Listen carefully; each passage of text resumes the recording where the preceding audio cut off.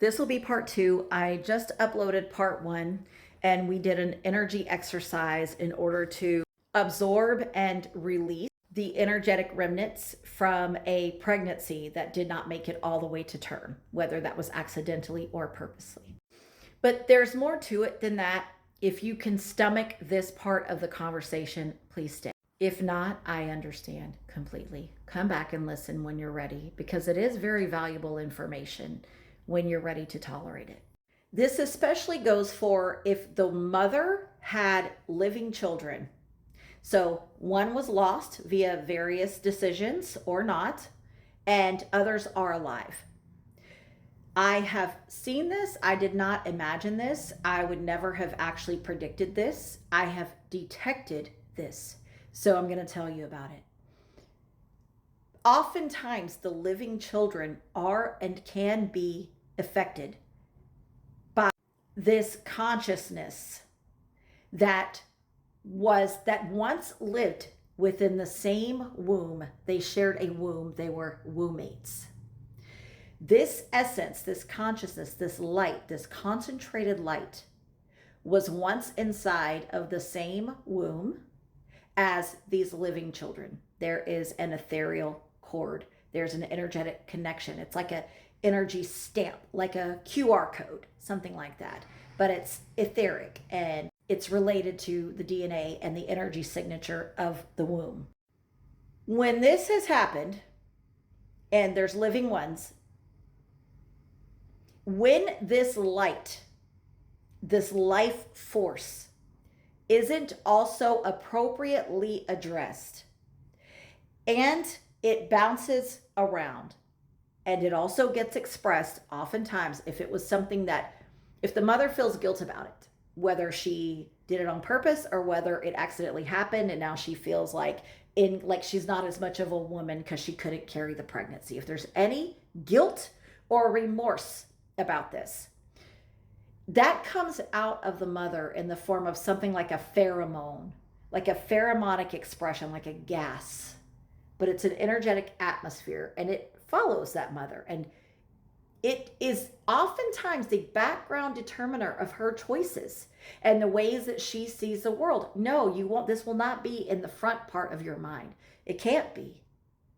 It can't be. If it's something that irks you, that ails you, it won't be. It will be in the very back. It's hidden. It's pushed down.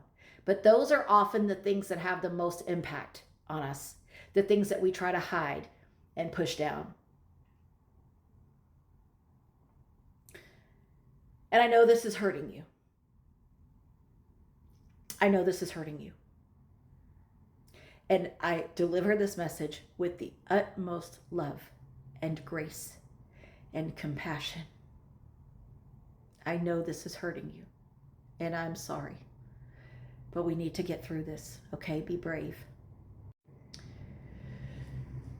The living children end up being the receivers of this hidden guilt, this heavy weight, and the receivers of the remnant of death that's in the body. This can be in decisions, behaviors, words, habits, attitudes, predilections. Sometimes even the mother will overcompensate because of the guilt. She will overcompensate for the living children and oftentimes allow the living children to behave in ways they ought not be behaving, but she feels so guilty that she's overcompensating. Either way, it becomes a driving force without her knowing. So now the living children are receivers of this hidden energy that's flooding through the mind, body, spirit of the mother. So the pregnancy that did not make it, the child, that consciousness, that life form, becomes something like a ghost. I don't mean a soul ghost. I said this in the last video. I know many people say the soul doesn't come in until the end or whatever. I'm not 100% on that, but I understand that's the overarching position on it, is that it doesn't come in later. I don't mean ghost like a person that was once living that is now dead. I mean an energetic atmosphere, an energetic thorn A cloud, it's like a ghost that's in the house. It's a ghost to the living children. It lurks and it affects things.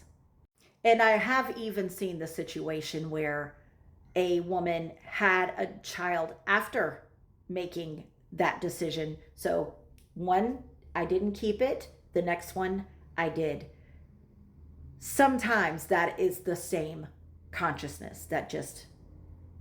So, if there are things going on in your household and this has happened with you, whether you did it purposely or whether your body expelled it for whatever reason, if there is trouble in your home, if there are things that appear to be psychic attacks, if there is a haunting, if things break all the time, light bulbs burst, things get moved, there's little gremlin like activity in the house.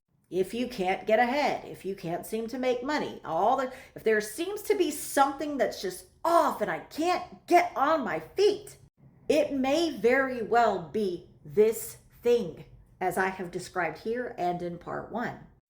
And then that takes me to the ethereal holes that this creates in a woman's energy body when she feels guilt around this thing. You are vulnerable. Your light body becomes very porous, and there are things that come to feed on this and stay around you and feed on that eking of that guilt.